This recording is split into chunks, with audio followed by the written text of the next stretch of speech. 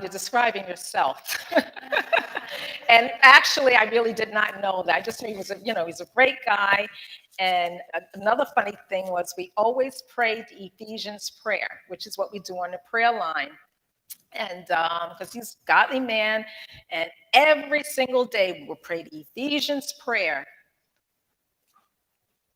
The pastor who married us did not know that, but in our vows, he included the Ephesians prayer. If you look at our pictures, we're like looking at each other laughing, did you tell him? No, I didn't tell him. Did you tell him? And he also prayed the same thing that we've been praying for year after year as prayer partners. The other scriptures we used as intercessors on the line is the armor of Yah. Now, the armor is another posture of prayer. It's telling you to be strong in Yahweh in the power of his might. We're not doing anything in our own might. And that we're to wear the armor and stand against the walls of the enemy. I prayed one time as I was entering, this is a health food store, and I heard some arguing in the back. And no one has to know you're doing this. I'm praying under my breath, praying in the spirit for it to stop. That's something that Yeshua does. Before he entered buildings, he would always, peace be here. So I'm entering in, and I'm like, wait a minute. So I'm praying, and the arguing started settling down, and eventually it did stop. That guy, he had his back to me. This is the deli in the back. Turned around, wouldn't even make contact with me. The enemy knows when you enter.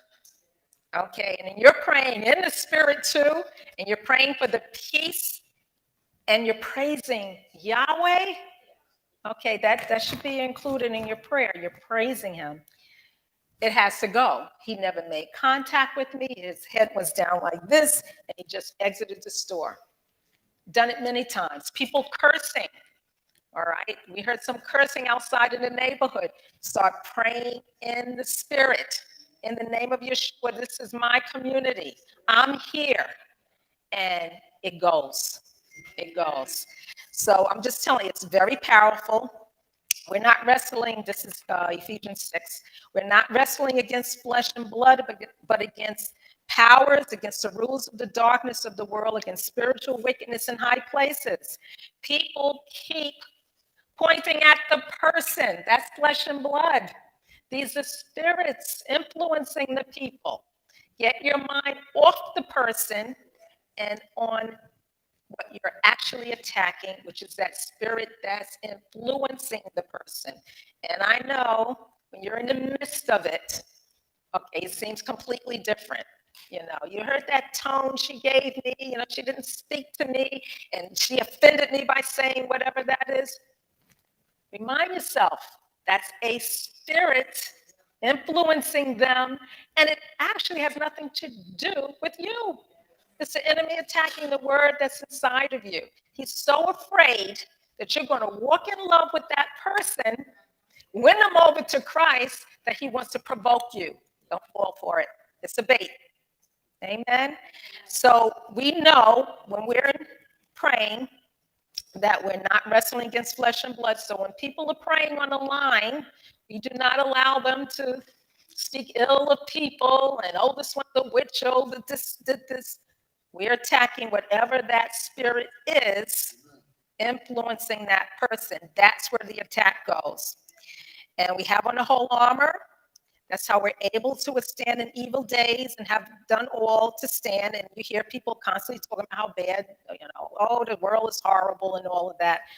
We're still rejoicing because Yah said, today is the day he has made. We rejoice and we're glad in it. Even while watching news that may be bad, we're still rejoicing.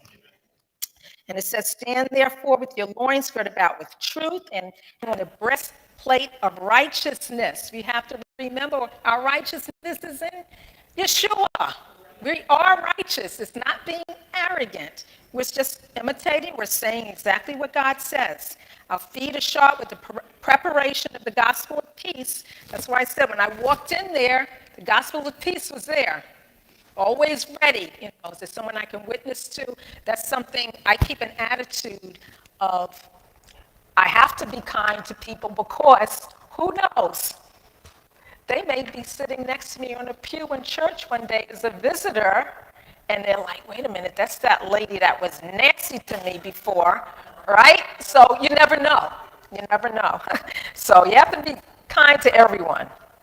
So our feet are shod with the preparation of the gospel of peace. We take the shield of faith.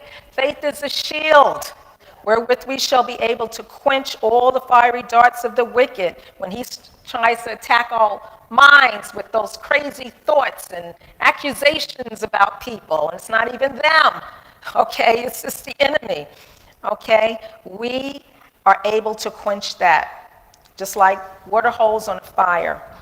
Helmet of salvation, the sword of the Spirit, which is the word of Yahweh.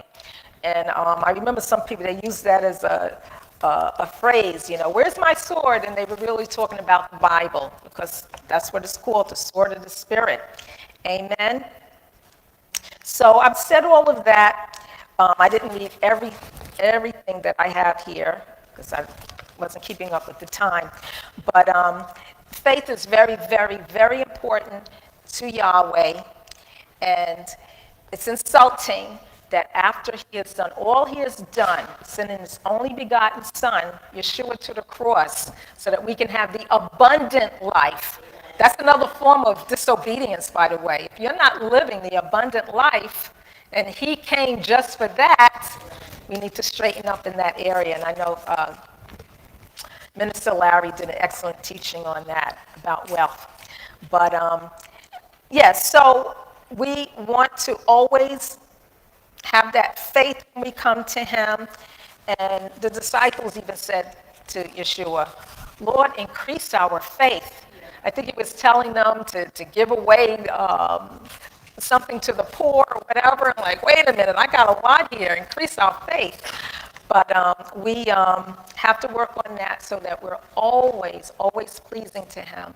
And know that when we are praying, we're believing that it's going to happen. If we're praying over a person laying up in the hospital bed, use that imagination of picturing them getting up. Okay, do not keep picturing them with the tubes and the nurses and they're running in there or whatever it is. Picture them walking, getting up. Those who've been diagnosed with Alzheimer's, picture them remembering, amen, that when you walk into the room, they're recognizing who you are, right? And that is how we're supposed to use our imaginations and not the other way, thinking the worst is going to happen. Amen? So we want to do it his way, and that's when it works. Amen? So thank you all for listening. Thank you, Pastor Dan, for giving me this opportunity. You